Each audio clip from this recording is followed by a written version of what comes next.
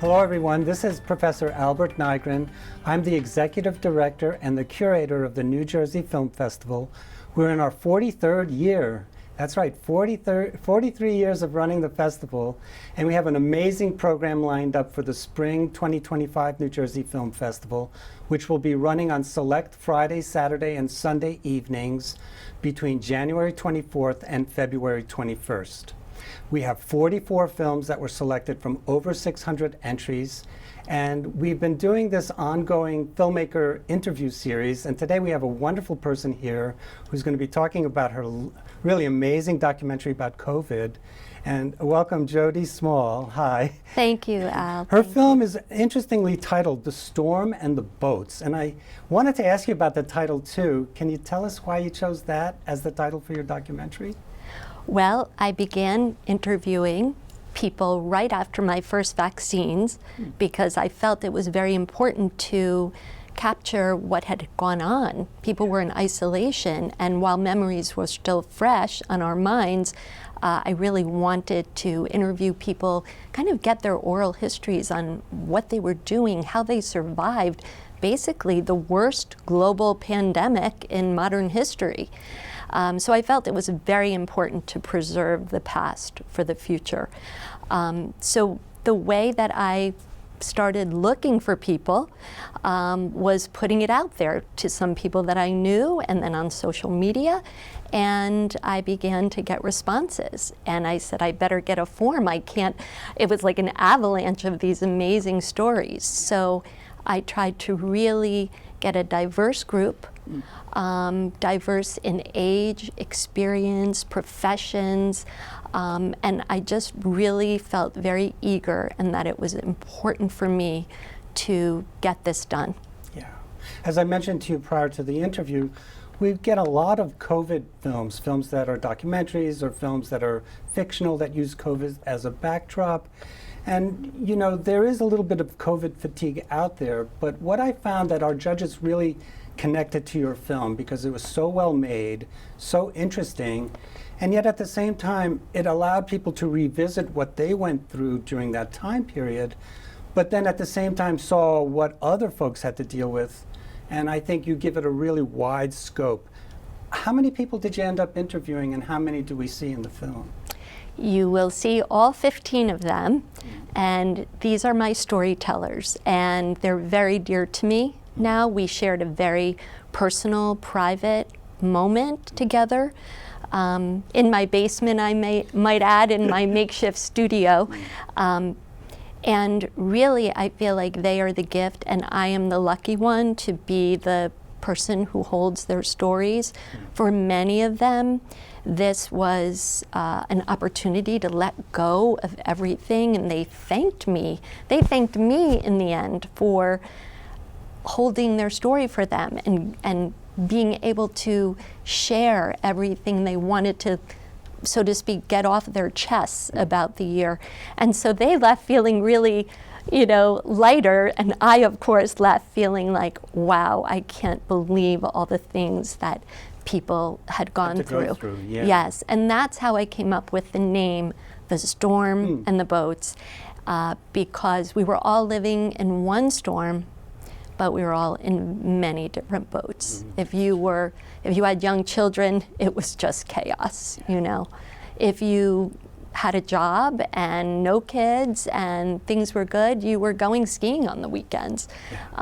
Very different for everyone. I think I like that a lot about your documentary too, because you give that perspective, and it's not something that I really connected with. I'm one of those, childless cat man, along with my wife, and we did go out walking quite a bit and do some things, and perhaps didn't have the same traumatic experience with somebody who had children. And I think your documentary makes that very clear. We also are connected to a policeman and his wife who's a nurse. That story is also really very powerful. Can you tell us about them? Sure, and that's quite funny because it is the same for Kevin and Kaisha. Kevin is a Newark police officer, and he told me he had been shot at, but never as frightened as he was lying in that hospital bed with COVID. So he was just incredible. And Kaisha, who is a nurse, talked about coming home, and I think so many medical professionals can relate to the fact that they would come home and tear off all their clothing and run up to the shower because they didn't know if they were going to die or if they were going to kill their family. Right. And so she also was the one who had to drop Kevin at the hospital when he wasn't feeling well.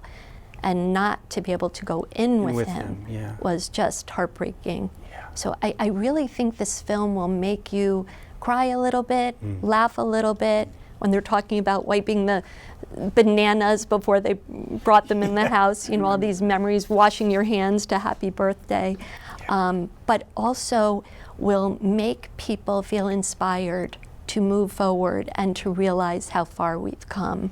Yeah, you know, our film festival's always been a humanist film festival, and this film certainly fits the bill because it's about the good in people that is highlighted, and I think that's one of the key themes that your film has. I also wanted to briefly talk about the Rutgers connection, because there is a Rutgers connection, and since we're based there, we might as well give a shout out. So. Absolutely. I am so grateful, especially to the Rutgers University Oral History Archive, who I had called when I had this idea that I need to preserve the past for the future. I've got to do some oral histories with people about their experiences, not just medical people, all people. And Rutgers said, we're very interested. And I didn't hear from them, but I kept moving forward.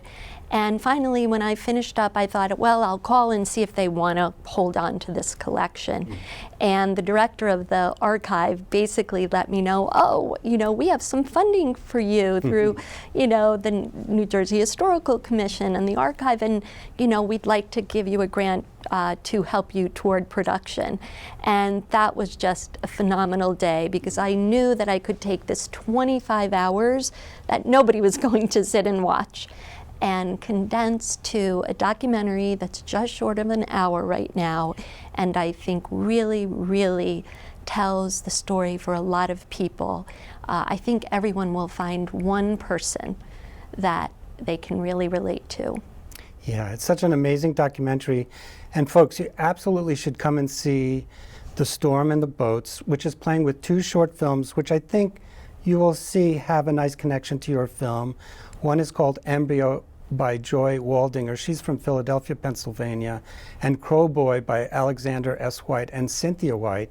One's an animation, one's about starting a family, and those will be playing online for 24 hours on the show date, which is Saturday, February 8th, which is our closer, a very prestigious spot in our schedule. And the screening will also have an in-person version where Jody will be there to do a Q&A, and actually with a panel with some of the storytellers there. And that will be taking place at 7 p.m. in Voorhees Hall, room 105, on the College Avenue campus of Rutgers University at 71 Hamilton Street in New Brunswick, New Jersey.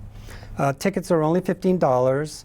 And that allows you to watch it online during the day and then come and hang out with you and ask you questions later that evening. So they're good for both the in-person and the online version. If you need more information, you can go to njfilmfest.com. You click on where it says current events on the left-hand side, and then you need to absolutely push that red button underneath Spring 2025 New Jersey Film Festival, because then it will bounce you to our Eventive website, which is where you can get tickets, more information, and stuff like that. So anyway, I want to thank you so much for hanging out with me. Thank you for having me. Thank you for selecting The Storm and the Boats. My pleasure. Thank you so much.